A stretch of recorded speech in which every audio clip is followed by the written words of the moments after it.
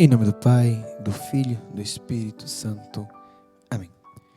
Pedimos, Senhor, Tua graça e Tua sabedoria, Tua força e toda a inspiração para que os nossos corações possam estar abertos para a Tua palavra, para a Tua direção. A Ti a honra e a glória. Amém. Então chegamos ao nosso 19º dia, onde vamos falar sobre o digno do Evangelho de Cristo e o maná, que é o alimento dos anjos, é o pão que Deus dá aos israelitas, também olhando assim uma prefiguração da Eucaristia, algo muito interessante. Essa prefiguração, como Deus se manifesta, e nossa leitura vai estar em Filipenses 1, do 26 ao 30.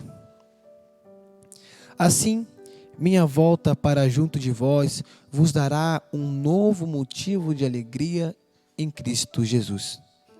Cumpre somente que vos mostreis em vosso proceder dignos do Evangelho de Cristo.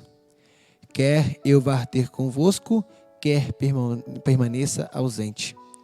Desejo ouvir que estáis firmes em um só espírito, lutando unanimemente pela fé do Evangelho, sem vos deixardes intimidar em nada pelos vossos adversários. Isso para eles é motivo de perdição, para vós outros de salvação. E é a vontade de Deus, porque a vós vos é dado não somente crer em Cristo, mas ainda por ele sofrer. Sustentais o mesmo combate que me tendes visto travar, e no qual sabeis que eu continuo agora. Palavra do Senhor, graças a Deus.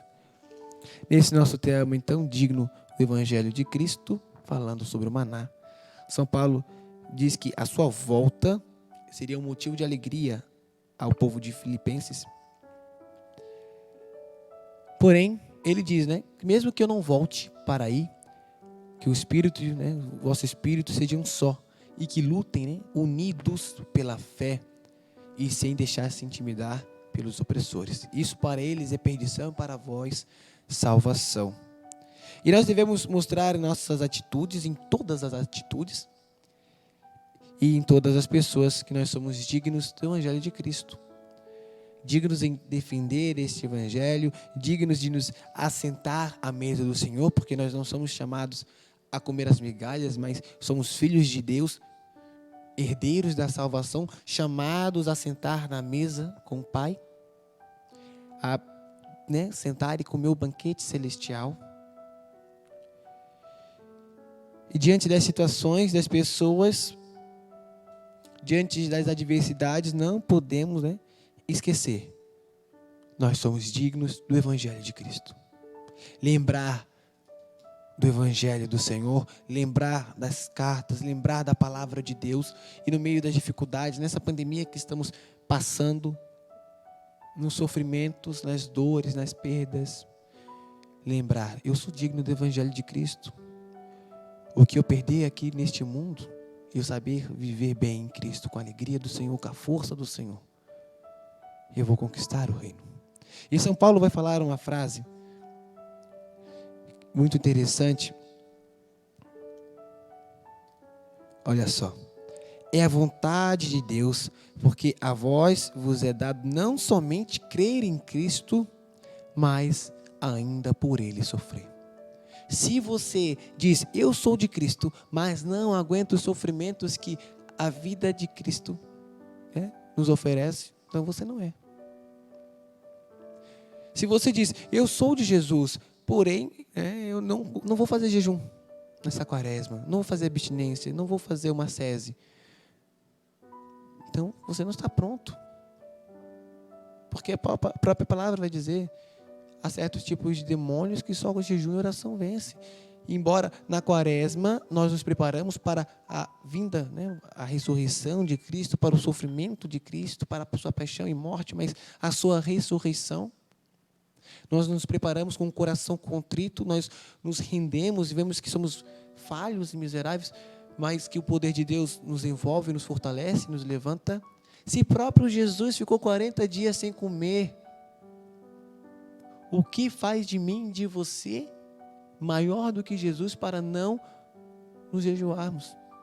Se o próprio Jesus sofreu nessa vida com perseguições, com calúnias, com mentiras, com falsidades, com traições, por que será que nós, quando assumimos a sua cruz e segui-lo, não vamos sofrer isso? Você não pode falar assim, eu sou de Jesus, mas a minha vida vai continuar a mesma, ainda vou continuar fazendo o que eu faço, não vou mudar nada. Jesus só entrou na minha vida. Ou é aquela frase que o mundo hoje diz, eu acredito em Deus e isso já basta. Crer em Deus, até Satanás acredita. Crer em Deus precisa nos gerar e gerar em mim e você vida.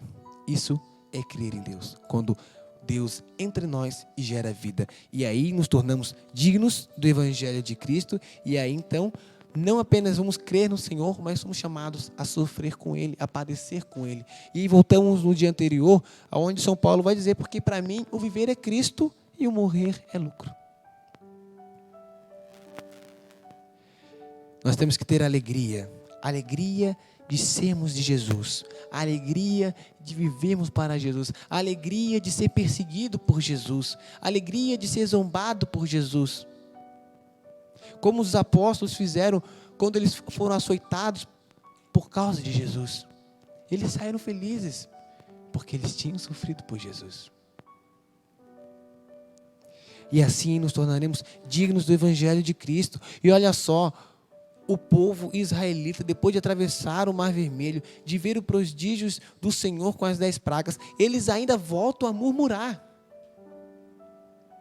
Já tinham murmurado antes, murmuraram no dia anterior, ontem murmuraram também, e voltaram a murmurar porque eles estavam com fome e estavam cansados.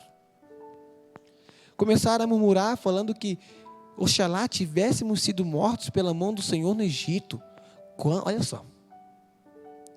Quando nos assentávamos diante das panelas de carne e tínhamos pão em abundância. Vós nos conduziste a este deserto para matar de fome toda essa multidão. E o Senhor, vendo essa murmuração, essa reclamação, poderia ter sido firme. Poderia ter falado, vou castigá-los, mas Deus é amor. É justo, mas Deus é amor. E a sua justiça está aqui, ó. Quando eu vou fazer chover pão do alto do céu. Sairá o povo e colherá diariamente a porção de cada dia. Eu o porei deste modo à prova, para ver se andará ou não segundo minhas ordens.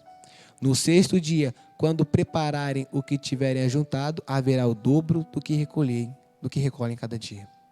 E Moisés vão a falar, Deus ouviu vossas murmurações. E o Senhor diz a Moisés, ouvi as murmurações dos israelitas.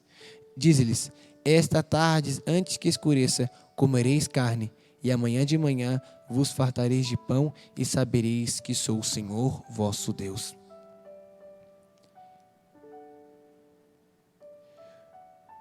E o povo israelita, então, apareceu as cordonizes, e eles comeram carne. No outro dia começou a aparecer o maná. Que vai dizer aqui no versículo 13. À tarde, com efeito, subiram cordonizes do horizonte e cobriram o acampamento, e no dia seguinte, pela manhã, havia uma camada de orvalho em torno de todo o acampamento. E tendo evaporado esse orvalho, eis que sobre a superfície do deserto estava uma coisa miúda, granulosa, miúda como a geada sobre a terra. Vendo isso, disseram os filhos de Israel, uns aos outros, que é isso? Pois não sabiam o que era. Moisés disse-lhes, este é o pão que o Senhor vos manda para comer. Eis que vos ordeno o Senhor, ajunte cada um o quanto lhe for necessário para comer, para aqueles que estão em sua tenda, um gomor por cabeça, segundo o número das pessoas. Assim fizeram os israelitas, ajuntaram uns mais, outros menos. Mas, quando se media com o gomor, aconteceu que o que tinha juntado do muito não tinha demais, e ao que tinha juntado pouco não lhe faltava. cada um havia recolhido segundo a sua necessidade. E Moisés vai dizer: não reserve para o dia seguinte o maná que vocês vão recolher. E alguns não ouviam e guardavam até pela manhã, mas criou vermes e cheirou mal. E aí Moisés se irrita contra eles, porque foram desobedientes à voz de Moisés e à voz de Deus. E o Senhor continuou a prover.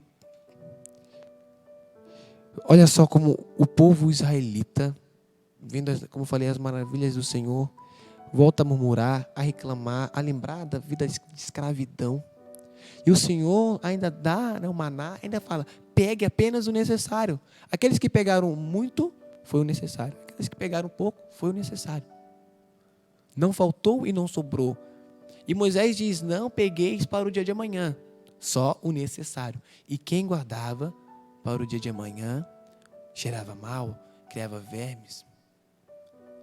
E o povo de Israel, com tantas graças, com tantas bênçãos, eles ainda não compreendiam quem era o Senhor.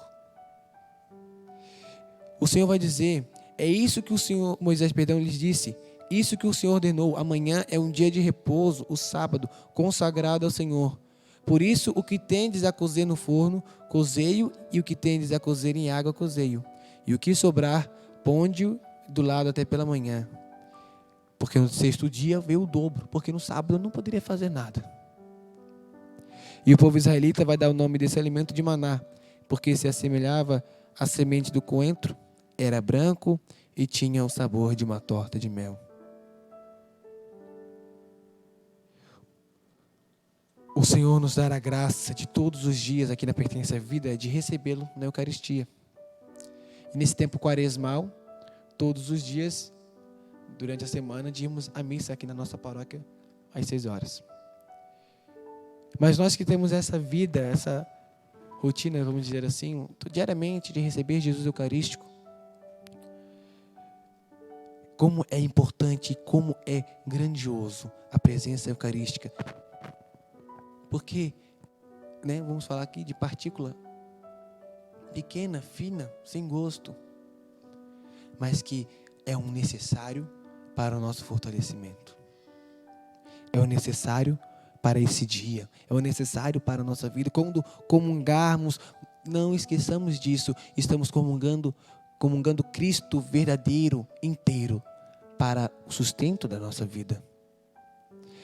E lembrar que nós somos dignos do Evangelho de Cristo, e nesse dia não murmuremos, não reclamamos, mas que possamos saber viver o sofrimento que uma vida de cristão nos reserva.